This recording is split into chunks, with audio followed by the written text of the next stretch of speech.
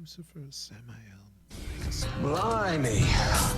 This is one out of a jam jar you got here. Warning.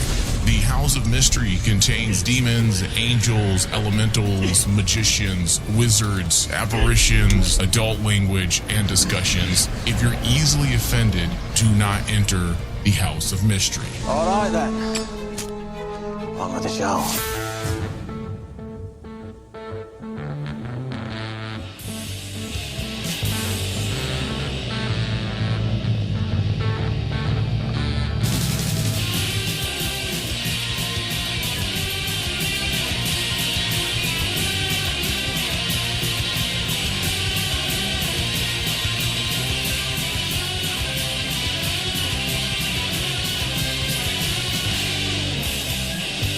Hello, welcome everyone to the House of Mystery. I forgot the name of our show. The House of Mystery, the John Constantine and Friends podcast. That should show you that we're just doing too much. We're doing too much. And check this out, Dave. This episode here marks the first of a weekly round of shows that we're going to be drop it on people because there's so much content happening right now. Yes, there is. I don't know how the year 2020 became the year of coronavirus and John Constantine. John Constantine, yeah.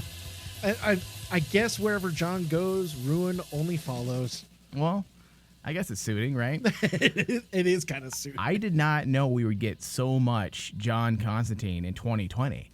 So today, going with that, we're going to be talking about and breaking down the Audible original Sandman audio drama, adapted and directed by the multi-award winner and frequent Gaiman collaborator, Dirk Maggs. Yep. This is something I never knew I needed, Dave. Same here. I honestly wasn't too sure about this. I was excited hearing that basically Neil Gaiman was going to narrate the Sandman. We're going to see it audio. Mm-hmm. Okay, but it didn't seem like it was needed. No. I didn't think it was needed. Well, then I started listening to it. Exactly. Well, okay, so yes, I didn't feel like we needed it or something that we needed because we have the Netflix series that's in the works. Yes. That's going to be coming out, I want to say sometime next year. So we have that in the works. So unless this is just some intelligent way to mass market Sandman to get everyone kind of ready for the series, then hey, that I understand. But yeah, I just didn't realize I needed an audio drama. It captures Neil Gaiman's world so precisely. And that's the thing for me. And I did not expect it to be this great. There's something so uniquely gorgeous about true theater of the mind when you can close your eyes and slowly, I should say, let me backtrack, Dave. I'm completely out of sorts now. When you can close your eyes and solely rely on sounds to conjure up vivid images. Mm-hmm. And when I was listening to it, Gaiman's type of writing fits this perfectly. Oh, yeah. I never realized that basically re-listening to the story of Sandman through Neil Gaiman gives you so much more insight into how the world that he created back in 1989, how very imaginative it truly was. Because like once I started listening to it, I went back and I actually started reading it. And at one point I read it along with listening to it. And there's so much in this audiobook. I pulled so much more out of it after simply reading it. Yeah. And there's like so many things that Gaiman had in his wheelhouse at that time that he's able to actually put forth. Like when you look at the comic is fantastic. However, when Gaiman tells about the narration and he's able to actually give a little bit more substance to certain scenes that he wanted to put forth, the story seems so epic. Well, yeah, Neil Gaiman is very poetic to begin with. His words, his prose are very poetic in a lot of ways. It's a lot like Stephen King. In fact, I always compare them because, yes, they're very different, but they both use a lot of words. They're both very poetic, and sometimes they'll use 7 or 8 pages in a novel to simply explain that somebody was thinking about going left, and instead they went right. They went right. And that most writers would probably write that scene in maybe a paragraph, whereas with these writers, Gaiman and King, they both really put a lot of thought into everything. There's a lot of inner monologue. There's a poetry to it. And because of that, I feel like the Sandman book it lends itself well to the audio format, because this is where you can do this type of narration. Because on a TV show, you can't do this type of narration. It would come off a little shitty and gimmicky. You can do it at the beginning. You can do a Lord of the Rings type intro. Absolutely. In fact, this is very much a fantasy epic. It would work in that vein. But once you move past that, after those opening 5 minutes, you have to now work in the realm of television. It's a different medium. So in a lot of ways, I feel like the audio arena is actually the perfect arena for the Sandman story. Oh yeah. And I'm such a big fan of radio plays to begin with. And now they are referred to as scripted podcasts. A lot of people call them now. That's a name that has become increasingly popular over the past few years. I'm not a big fan of that name. I'm going to be critical of it. It feels a bit like a misnomer. It's cheapened. It really does feel like it's cheapening the whole genre of audio plays. Right. Because well, you and I are both a little bit of a radio play schnobs. Let's just be honest. But if you think about it, there's so many audio plays / audiobooks out there that sound is under par. It just sucks. Yeah. But when you get something of this production quality, especially since it's Sandman, it's one of the most critically acclaimed comic series of all time. People have used this title of graphic novels in college in college classes. Yeah.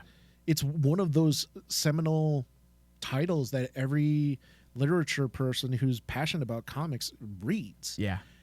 The one thing that impressed me the most is I never realized it, but hearing Gaiman talk his dialogue and talk his scenes out. You mean read? Yeah, read his scenes out. It's very Shakespearean. It's very weird. Like what you said, it's very poetic. It's very classical. Yeah. And it caught me off guard because I'm going, this is actually true literature. And it's funny because a lot of people kind of look at it, and I remember back in my college days, this was brought up because a lot of literature people kind of looked at this medium of graphic novels at the time and said, this is kid stuff. Yeah. It's comic books. Well, people who didn't know any better, because in academic circles, this was respected. Yeah. Yeah. But with the people who don't know any better, they're like, comic book? Blah. What is that? This is terrible. Yeah. And then, but now that we're able to actually hear Gaiman's actual story, it's so much more than just a graphic novel. Yeah. And like I said, Dave, it lends itself to the audio arena because of how it's written. It feels like it belonged here from the very beginning, honestly. And I'm a bit of an audio drama fanboy. I am a big fan of the radio plays from the 1930s through the 60s. And when I was growing up, radio plays were all but forgotten. It was a dead medium, even then. But listening to the radio in the 90s as a 12-year-old, I found NPR on the radio dial, and Saturday and Sunday evenings, they had a program where they played old radio plays. And from then on, I was hooked. I never knew of its existence. Again, this is the 90s. We didn't have the internet. We didn't have all these new cool ways to find out about dead mediums and ways to download things. If it wasn't available on a vinyl or cassette, good luck listening to it. So you would tune in on the radio, even in the 90s on NPR, to listen to the radio play of the weekend. So that being said, Dave, I am a stickler for very well produced radio plays. Yes. And this is the point I'm trying to make. When they announced this, I groaned at first. Because, a lot of people get excited, but me, I'm used to being disappointed in my life, okay? So I immediately groaned. I'm like, shit. Oh my God, I love radio plays, and it's just not going to be good because there has been in recent years, there has been an advent of more radio plays being produced. They are calling them scripted podcasts, and they're not that great. They're essentially audiobooks, a narrator with a few actors, and a few bells and chimes for sound effects. Exactly. But what we get with this is a fully produced radio play like you should get. Yeah, dude, the soundtrack of this. Soundtrack's amazing. The soundtrack is freaking amazing. I love the theme of every single episode or chapter that we get in Sandman. It opens up with an epic theme song. And it really sets the tone for, hey, this is going to be an epic fantasy / superhero type of story. And I never really thought of Sandman in that vein. Really? Yeah, because as epic? Epic, yes, but superhero. Superhero, it didn't dawn on me to actually think of Sandman as a superhero. Well, I still didn't get that vibe that's a superhero piece, but it does feel heroic, I guess. Yeah. But not heroic like in the same vein as Superman and Batman. It's more heroic in the vein of the classic Greek epics. Greek epics, yeah. And especially in the first episode. The first episode, you open up with that theme song, and then you end with that narration of Morpheus himself. Right. It's saying that he is the Sandman. And it ends with that epic kind of I'm Superman type of vibe. Yeah. And I'm going, I never thought of actually this story in that vein, like you would expect in a Superman or Batman type of storytelling. Yeah. But here we are. Yeah. Yeah. Hey, listen, you get what you pay for, right? So stupid. I don't know what that meant. I didn't know where to segue from your point. From my point.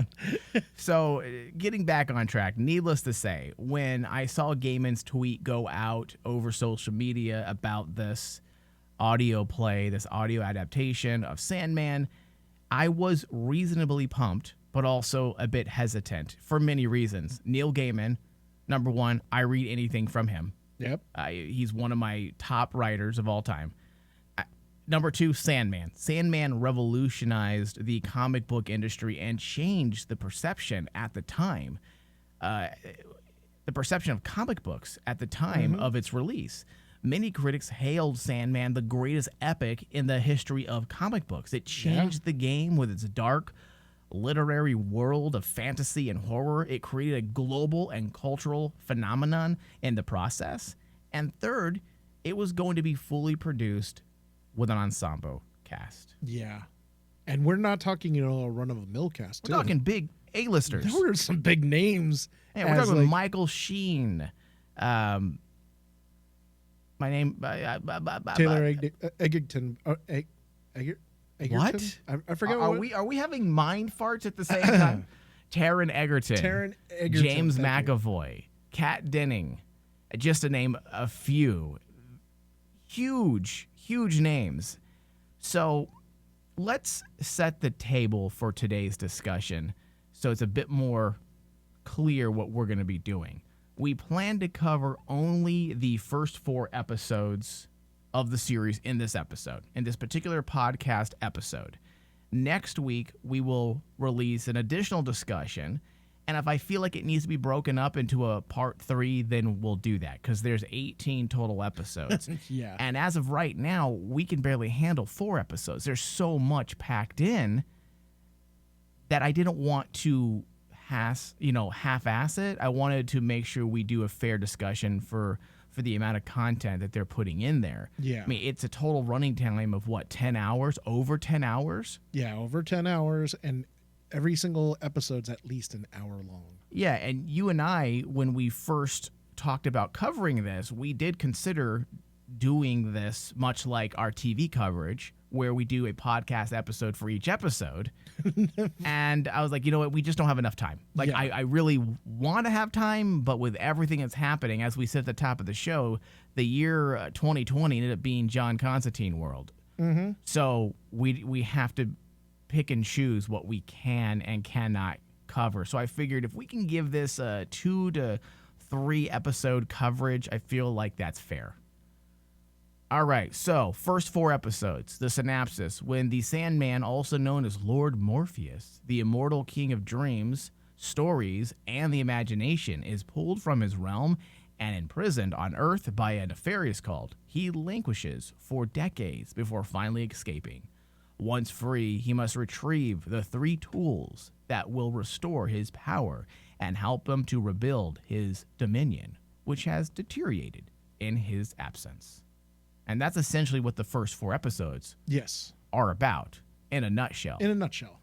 Now, this is adapted and directed by Dirk Maggs himself, the common Neil Gaiman collaborator, with James McAvoy cast in the title role of Morpheus, the man of dreams, Sandman. The cast lineup for the first 4 episodes is impressive as well, including Riz Ahmed, not just the first 4 episodes, for the 18 episodes, I should say. Riz Ahmed, Kat Dennings, Taron Egerton, Samantha Morton, Bebe Neuwirth, Andy Serkis, Yes. and many, many more. The biggest names within the first 4 episodes, I would have to say, are James McAvoy, Of course. and Taron Egerton, correct? I mean, Yes. those are the 2 biggest names. Those were the 2 biggest names, and they did a hell of a job. Yeah, Like, well, I was really impressed with what they were able to do. James McAvoy, when his name popped up on social media as being Morpheus, I wasn't even nervous, because that dude can literally do anything. If you can throw anything at him, and he could do it. Oh, yeah. Especially after his performance in Split, I think that was very clear that this dude is a man of diverse talents. Oh, after that, particularly after that one, yes. I mean, and I was a big fan of his work long before that. But then when that film dropped on us a few years back, I just gained a whole new level of respect for his abilities. So when they announced him as Morpheus, I wasn't worried. I was like, okay. I was curious and I was intrigued, and I was very anxious to see what he would do with it. And there is just this, McAvoy played this role with this collective calm, a mindfulness, I would say a bit of a there was a controlled power behind his performance, which showed me that he understood the role of Morpheus, that this is the person who does have the ability to squash a human. We are gnats. We are little. He's a god, essentially. Yeah. And yet there's this cool control calm, a respect for the way things work, a respect for the cosmos, a respect for the balance of all things. Yeah. And that's how McAvoy played it. Behind every word that he uttered, I felt like there was a controlling of power behind his voice, that he could, if he spoke just a little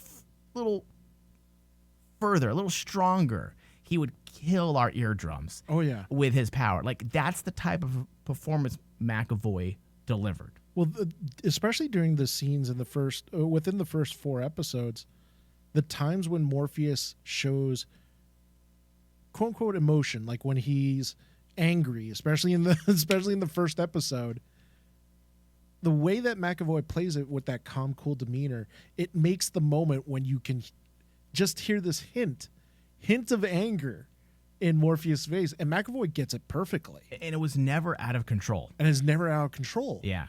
It was very precise. Everything he said was very precise. And I don't want to say anticipated. It just felt mindful. Yeah, because that's what Morpheus is. Yes. Morpheus isn't a chaotic character. Right. He's not very chaotic. Act first, think later mentality. No. Yeah, he's not that way. He believes in order, and he believes in rules. There's rules that everyone has to abide by, whether they're God or man. The balance. Yeah. Because you even saw that in his dealing when he went to hell. Right. It would have been very easy if you didn't know the Sandman comic as it went, right, it would have been very easy if you looked at that particular episode where he goes to hell, that, oh, the superhero is going to go in, bust the gates down, beat everybody up, and then leave hell with what he's questing after, right? Sandman's not like that. Sandman is more or less, I'm going to be slightly diplomatic and follow the rules. Well, he's a benevolent deity, essentially, right? I Yeah. mean, he's not intent on hurting anyone. He's there. He's all about respect and balance for the most part, and respecting people's positions of power, as we saw in episode 4 when he goes to hell. Mm-hmm. You're absolutely right. That was, to me, I want to say that might have been my favorite episode so far. Especially with his play when he was playing opposite Michael Sheen. So good. As Lucifer. Man, Michael Sheen as Lucifer, I didn't know I needed. Yeah. Michael Sheen does not get the respect that he should. I know a lot of people like him, and he does have a fair amount of fans, and he's definitely niche-y in today's social media fandoms. But this guy, you got to remember, I mean, he got his fame started in a vampire picture called Underworld, if you remember that. Yes, he did. He was, I believe, the boss of the werewolves, if I remember correctly. It's been years. I mean, and now he plays a very different type of characters. This guy's another actor that I believe you could probably throw anything at him and he could easily do it. And in fact, I bet you can swap out James McAvoy and Michael Sheen, and they can play either or character. Oh, yeah. McAvoy could have done Lucifer, and Sheen could have done Morpheus easily. Easily. Especially like with Michael Sheen, that's also a big name currently because you have like him coming off of Bad Omens. Yeah. Which was good. Yep.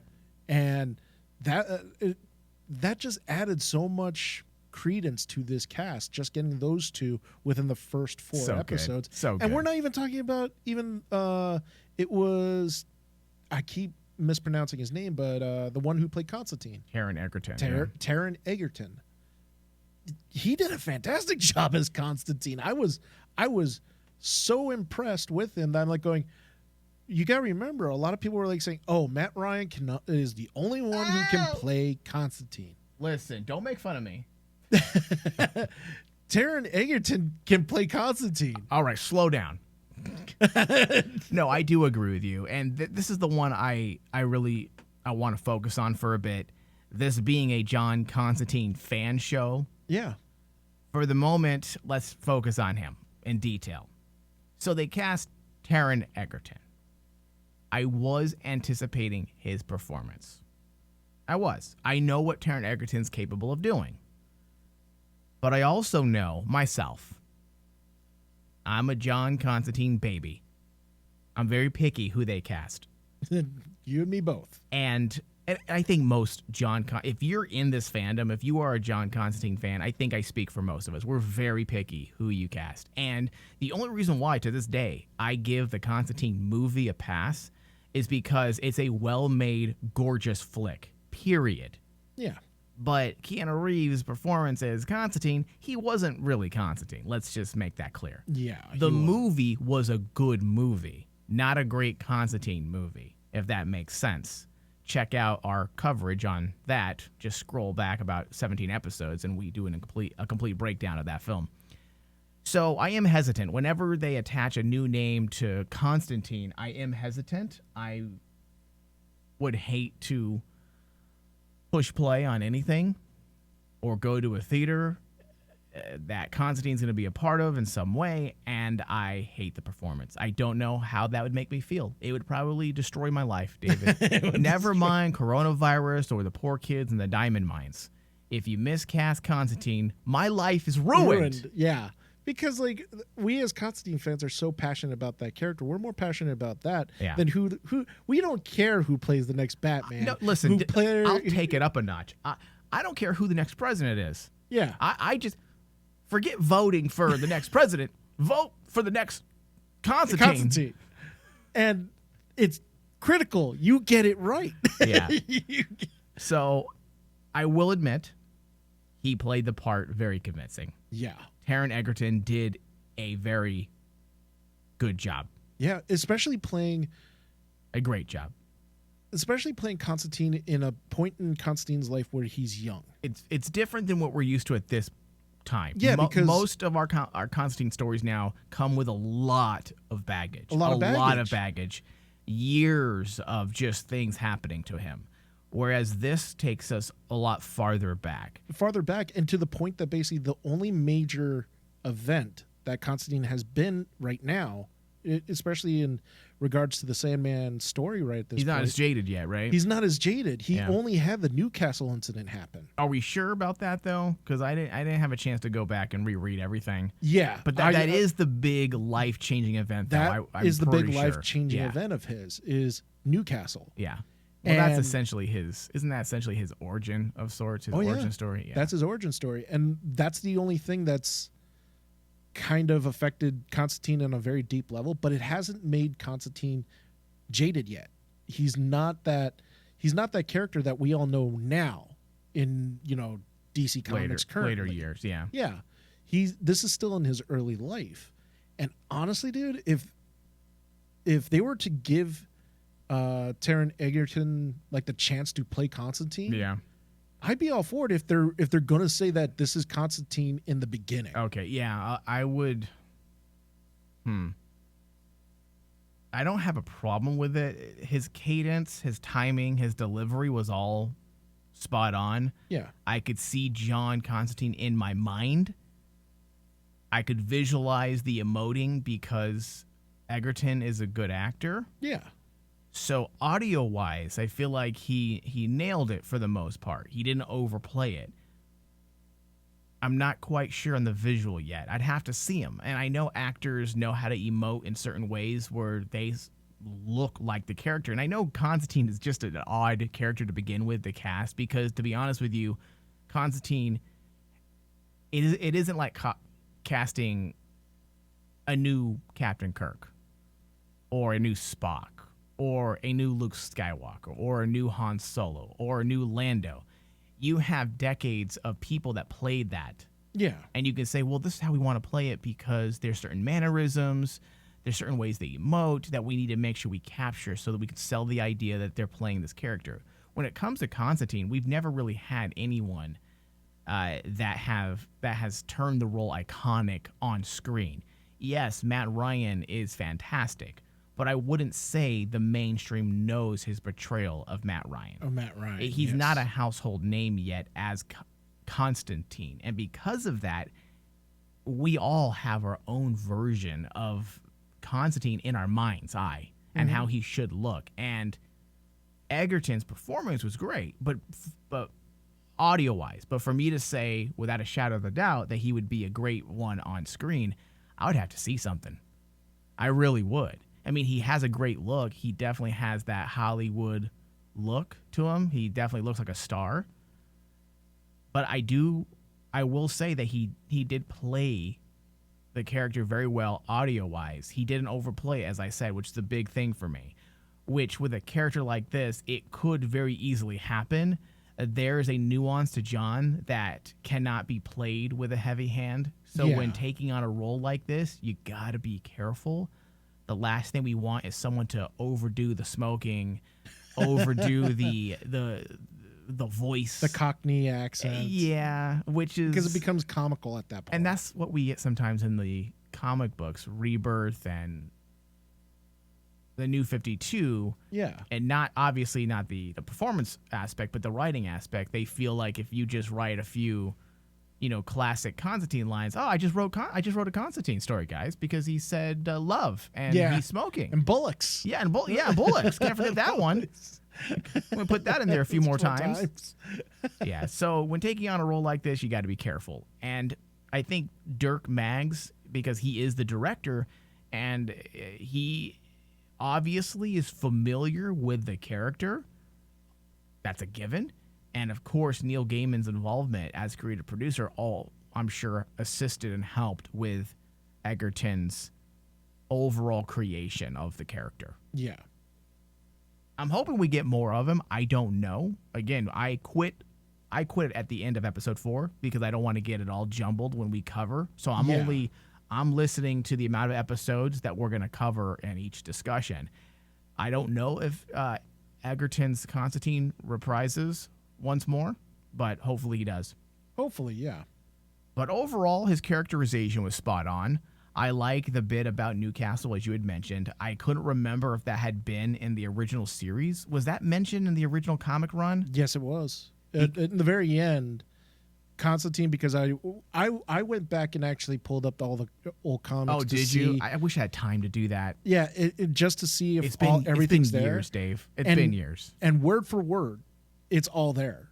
I mean, you have actually stuff that's added extra into it by Gaiman himself that gives a couple of the scenes that are skimmed over in the comics really quick. So they beef it up a bit. Okay, which, listen, if anyone's going to beef up their own work, it should be Neil Gaiman. Yeah. And like he makes the comment in the very end of, we saw in the episode number 3 that Constantine tells him about he has nightmares of Newcastle. Yeah, I love it. And in the comic he says, yeah, the same thing. I have these dreams. They're about Newcastle. And Morpheus stops him and says, done. They're taken care of. Yeah. But the thing I loved about that, and I smacked myself because I really didn't notice it till I went back and reread it. Morpheus saying, but there's going, I can't promise that new nightmares will come and haunt you. And I'm like going, well, now we look at it after, like, it's already been like almost a decade later. Yeah. Constantine's been messed up. Well, that was a little bit of an inside wink, wink joke for the rest of us who know that Constantine will forever be tormented. Yeah. And it's amazing to me that basically back in 1989, the writing team, and I call them a team because, you know, it was under the Vertigo imprint. Right. Gaiman, Moore, and I think Grant Morrison was there too for Doom Patrol. But all three of them were still on the same page, and they were saying, hey, I'll let you use this character, but you know, this character that I just created, he's got a couple things down the line. Yeah. So don't mess him up too much. Yeah. And I really liked the fact that when I went back to look at this, I'm like going, the fact that, as I said, a decade ago, they had ideas of Constantine's future, which was he's going to be a character that's, just as you said, going to be messed up. Did they say that in the Sandman comic as well? Yeah, they said it in the comic. Because I don't remember, and I apologize, listeners out there. It's too much to handle. I can't prepare for a show and reread an entire series, so I apologize. It's been many years, and it's messed up. Because I'm like going, okay, so they kind of had this in mind that this was going to happen. Yeah. So yeah, Dave, I do like that bit on Newcastle. As I said, I couldn't remember if that had been in the original series. Yep. But either way, to see that consistency there, that reminder of John's demons, even though the story is not necessarily about him, it's about Sandman. It's the little details that make it that much better. And if you're going to bring in a character and dedicate an entire episode to him, for the most part, dedicate an entire episode to him and make him an important part of this journey, then yes, beef it up and give us those nuanced moments, the moments that make us say, yes, this is John Constantine. Yes. This feels like a John Constantine story. And that was one of my favorite moments, is that each episode, though they remained consistent with the overall theme of Sandman and tonality-wise with Sandman from episode to episode, they still also slightly change things, tweak things a bit for each guest star. Yes. So, for example, episode 3 was narrated by John Constantine, which was fucking fun as hell. Yeah. I loved it. It helped create a tone that was needed to sell this particular story. Episode 4 brought on a new tone while also remaining consistent to what came before it, because they were entering hell and dealing with Lucifer. So everything really worked. That you can tell how much work really went into not just adapting, because that's the problem with adapting things sometimes. on paper, it's like, yeah, we can do this. This will work. This is easy, right, guys? Yeah, we can do it. But then when you're actually doing it, there so many issues arise. And number one issue that arises, not just with audio plays, but even with films. That's why I'm always hesitant about any type of adaptation from, graphic novel or book, because there's many things in books and comics that you don't have to worry about in terms of disrupting a certain tone. Whereas with there is a tone. I'm not saying there isn't. There's definitely a tone that's set in books and comics that you can break. Yeah. But you're dealing with a medium that's based solely on words. And if you're talking about comics, graphic novels, you're dealing with, yes, visuals. But now multiply that by sound, score, voices, background, sound effects. Everything needs to flow in a certain way so it doesn't conflict.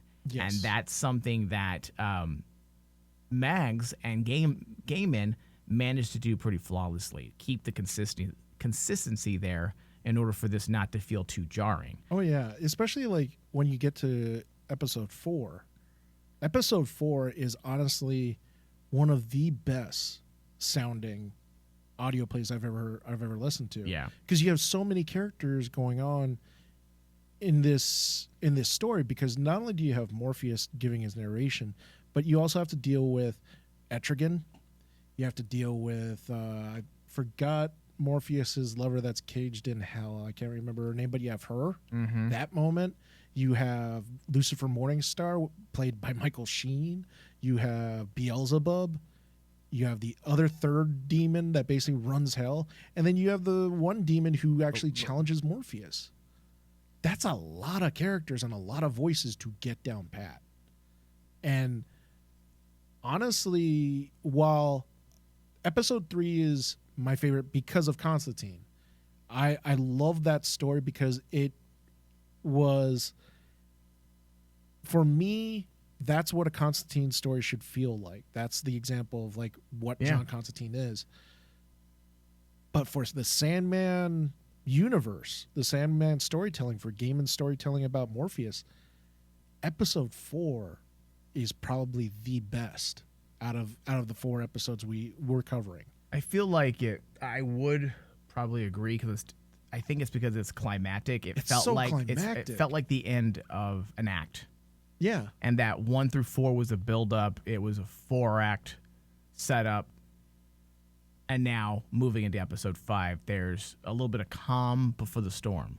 So, yeah, I do feel like that's the reason why episode 4 episode 4 feels so tight, because it's an end. It's an end. Yeah. And you get arguably, you get one of the most epic battles in the 4 episodes, in episode 4, between Morpheus and the demon, when they do their quote-unquote word battle. Yeah.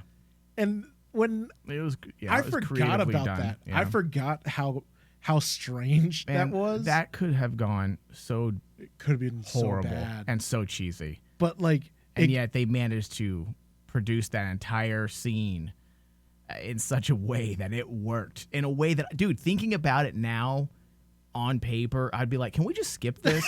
Like this, I don't think this is gonna work well, guys. Let's ixnay on the battle royale, whatever you want to call that, magical word battle. That's why I'm Let's trying to get rid figure of out, that, please. yet it worked. Can you imagine this? We've heard it in the audio. We've seen it visually in stills in the comic. Yeah. But can you imagine something like this live action? No. I can't. Unless they went for this ethereal vibe, like it's in, like you melt everything away to like a cosmos type setting and things pop up around them. But that, you're talking some big budget shit for it to make it look convincing. Make it look convincing. Yeah. So let's talk about Neil Gaiman's narration. Fabulous. I love when authors read their own work. It reminds me of my academic days at college. An author knows his words better than anyone else. There's this precision, the way he enunciates particular words, emphasizes specific statements. No one else knows his words better than he does. Yeah. He knows how it should be read. As he's writing it all those many years ago, I'm sure he's hearing it in his mind. And to be able to have it in front of him now, read it out, and say it how it was meant to be heard, most movies can never say that. Most movies and adaptations can never say that they're performing something in such a way that it's exactly how the writer had intended for it to be read aloud. And yet here, you can't argue that. It's Neil Gaiman's own words. Yeah. And he's reading it the exact way it needed to be read, and it was perfect. I love it. Dude, I love the kind of in-joke that Gaiman threw in, especially with Constantine's episode. Yeah. The way they pronounce Constantine, like in the very beginning, Constantine. I was confused. I'm like going, they're saying Constantine. I know. So does that mean I've been saying this wrong? Yeah, I felt like an idiot too. And then, wait a second. And then in the third episode, it's Constantine. It's Constantine. Yeah. And they go back and forth, but also it goes back and forth. It depends on the person saying it. It depends on the background. You get what I'm saying? Yeah. Dialect spoken. Everyone pronounces things a little differently. So. And it goes back to, like, I remember a long time ago, it's phonetic. It's more phonetic. Yeah, that's. But like, I remember an interview where it was like someone asked, I think it was either Gaiman or Alan Moore, because Alan Moore was the one who created Constantine. What's the proper pronunciation of it? And like one author would say Constantine, and then the other one would say Constantine. It's Constantine, and they wouldn't like argue with each other. They just go on and just basically keep on calling him that. And I like that. And it made me, when I was listening to the episode, and especially in episode 2, when the witches are talking about John Constantine, I'm like going, okay, that's cool. That's cool. I remember that now, that basically there was a time when everyone constantly was confused. How do you pronounce John Constantine's name? Is it Constantine or is it Constantine? Just depends on a specific region. And I remember specifically the author who was saying is like, it depends on where you're from. Yeah.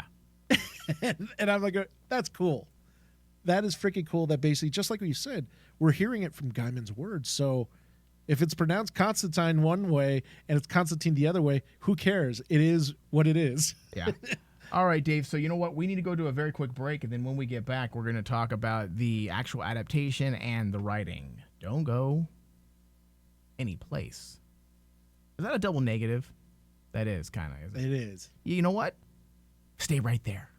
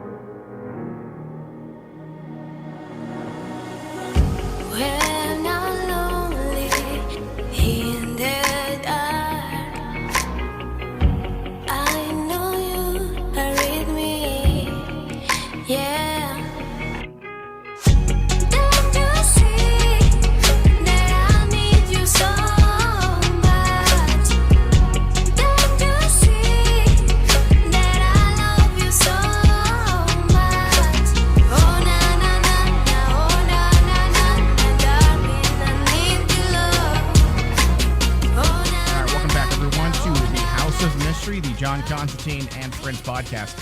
We're in the middle of breaking down and discussing Neil Gaiman's audio adaptation of Sandman. We're covering episodes 1 through 4. If you're just catching us on our 24/7 internet stream, RM channel 001, that's what we're doing. You can find all of our discussions on demand. Search for us, iTunes, Google Play, Spotify. Simply search House of Mystery. Leave us reviews, give us thumbs up, help us get to the next level. We need your help. Isn't that right, Dave? Yes, it is. Otherwise, I'm going to sacrifice you or to Lucifer or Lord of Flies. Lord of Flies. He's a little more scary.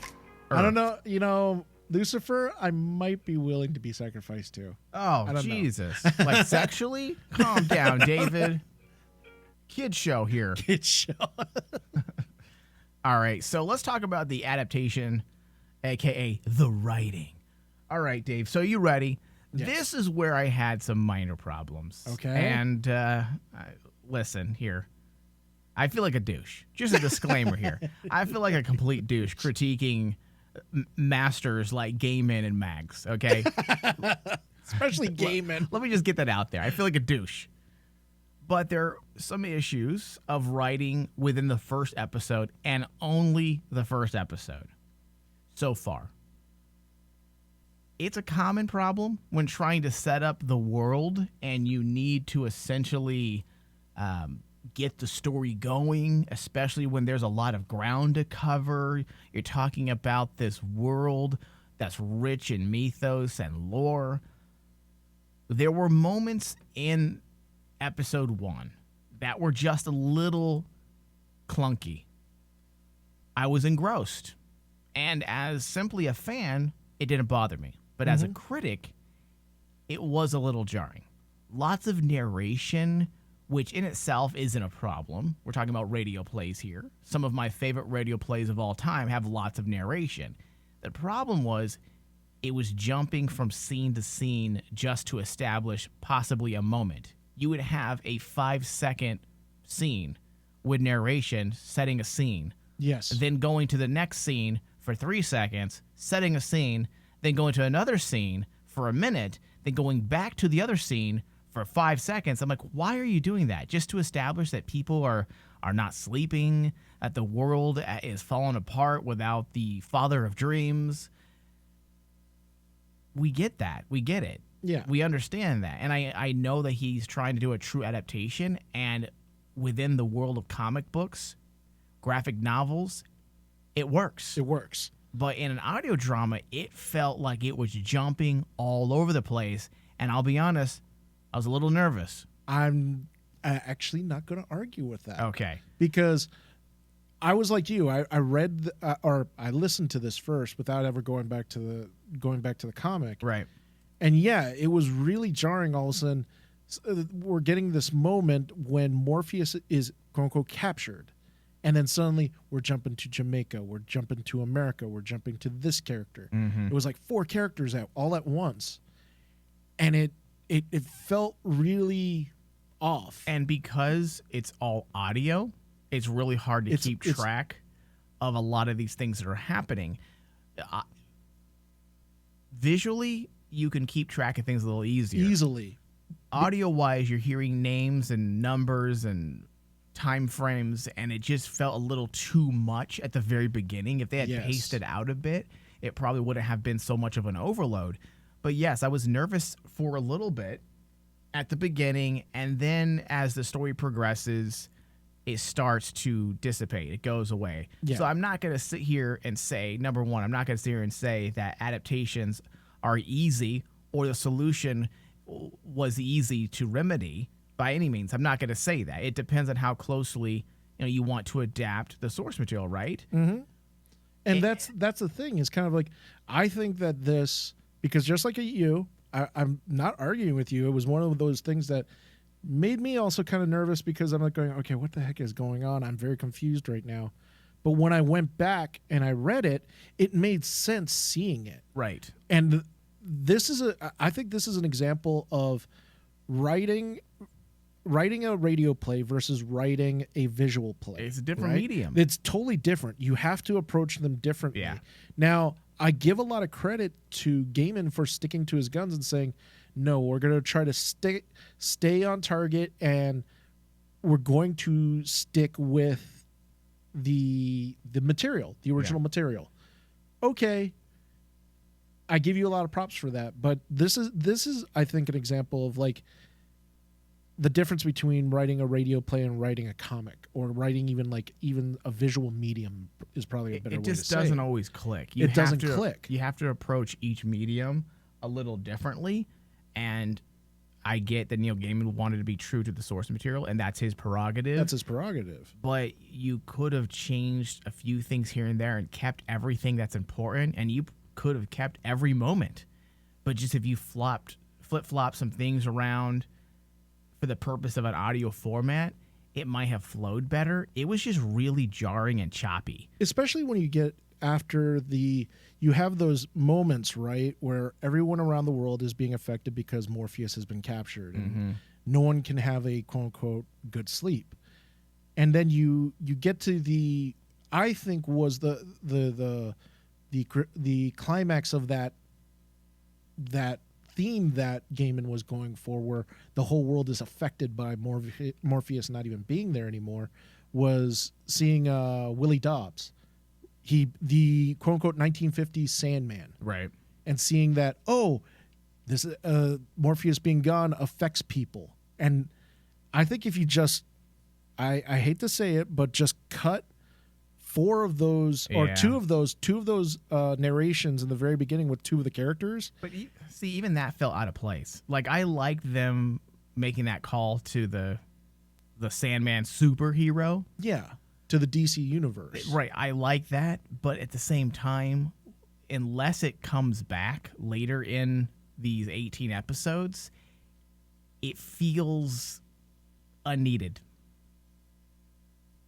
If it doesn't have a purpose, it just feels completely unneeded. Yeah, and I think the only reason why those particular scenes are in there was Gaiman was trying to put forth the idea and the theme that Morpheus being captured affects the world completely. And don't get me wrong, I fucking thought it was dope to see that how this guy became this character, because the universe was nudging this person to take on something mantle that was missing. There was an element that was it was an imbalance in the universe, and this was the universe trying to course correct. That was fucking cool. I get it.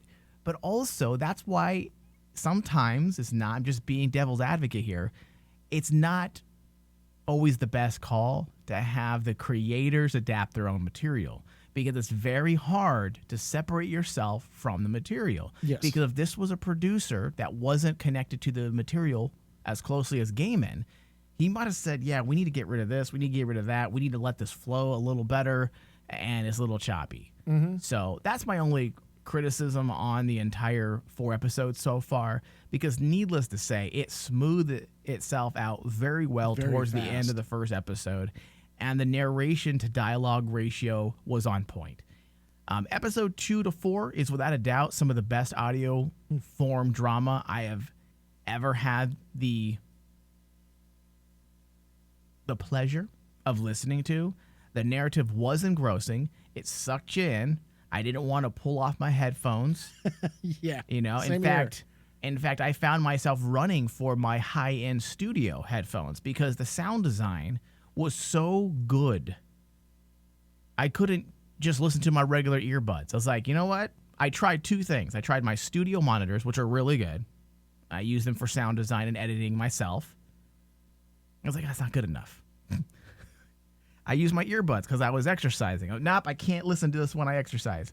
I have to lay down on my bed. I put my studio-grade headphones on and allowed myself to be completely immersed. That sound design deserves to be listened to on the very best sound you can find. It's award nominee worthy. Yeah. It really is, because like just this past year, me and you have covered a lot of audio books and audio plays. I have to say that this right here is probably the best that I've listened just this past year. For sure, because the sound design is lacking many times. in other audio plays. Mm-hmm. But the attention to detail here is spot on, and it may have a lot to do with the fact that Dirk Maggs himself is a sound designer. Mm-hmm. In fact, he did the sound design for this, so he not only produced it, directed it, and adapted it, he also did the sound design as well. And this dude is fucking skilled. Yes. He did a great job. And honestly, dude, I think the one episode that I feel is probably the best sound design out of the 4 episodes has to be episode 3. The Constantine episode, when they go into the house. Yeah, it was good. The sound design itself makes you feel sick. Makes you feel uncomfortable. It makes you feel uncomfortable. And I'm like going, was I like this when I read the comic? And when I went back and I read the comic visually is disturbing, but when you add that extra layer of sound, John touching the light switch, and all of a sudden you hear the like fleshy bit hitting his fingers, and Egerton does a fantastic job of reacting as a voice actor. Yeah, it was good, and it added that extra type of feeling to it. And then when you get to the part where Rachel is lying in the bed and Constantine, I think it's Constantine or it's Morpheus, gives a description of what she looks like. The sound, it almost is smell worthy. Yeah. Because it made me like highly produced. It made me feel sick. Yeah. Thinking about it. Sound design was truly great. Dirk Maggs did a great job with the sound. But it doesn't end there. The original musical score by British Academy Award winner James Hannigan was also spot on. It had this operatic flair to it. It was very conducive with the fantasy pieces. And if you look at his body of work, he has composed a lot of music for some high-end video games, specifically Harry Potter video games, a lot of fantasy video games. So this guy, I hope he plans to move into the cinematic realm, because he definitely has the cinematic flair to his compositions. Yes. I enjoyed it immensely. All right, so let's move into our final thoughts. We are at that time.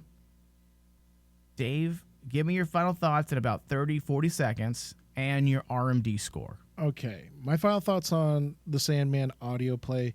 It is a must listen to for any comic book fan out there. And especially if you are, I encourage people, once you start listening to it, listen to it on its own, but go back and just read along with the audio play afterwards, and you will be amazed how that makes the story of Morpheus just seem so epic. And honestly, like what we were saying is like, it's almost like a Greek tragedy or even a Shakespearean play almost you're seeing right in front of you. And it gives you like this wow moment. It's what I call, when I read a comic that leaves me saying, wow, it sticks with you for the rest of your life. This is what that story can do to you. And why, honestly, when I look back at it now, Sandman is, at this point in my life, #1 in greatest comics of all time. It beats Watchmen. I know that there's a lot of fans. What about out Books there. of Magic, buddy? Books of Magic. It's all in the same realm. It's all in the same realm. Yeah. But Sandman, dude, Gaiman tapped things that normally you don't see it, even by today's standards. He changed the landscape. Yeah. And it's amazing that a lot of writers haven't followed him. Well, you got to have talent, Dave. And not everyone has talent. So what's your score? Give me a score quickly. Well, hold on. Give me a score for each episode. Oh, each episode. Episode 1. Episode 1 gets a 90 from me. Episode 2. Episode 2 gets a 93. Fast. Episode 3. 100. Jesus. Episode 4. 100. Okay. All right. My thoughts are sprinkled throughout the entire discussion, so I'm not going to bore people with regurgitating my thoughts. You need to listen to it. If you have been on the fence because audio plays are not your thing, throw out your preconceptions, put on some headphones, and enjoy a night of solitude all alone. Lay down in your bed, let your mind drift, listen to the play. RMD score. Episode 1, 85%. Episode 2, 89%. Episode 3, 96%. Episode 4, 96%. Fabulous job all the way around. Epic job. Yeah. I want to thank everybody. I just had a stroke, Dave. I want to thank everyone for listening to our discussion. Remember, find us on iTunes, Google Play, Spotify, Stitcher. Leave us reviews. Give us thumbs up. Share the show with others as well. And if you see us on social media, like our posts, favorite our post, retweet, share, help us get the word out. Thank you, David. Thank you. Bye-bye.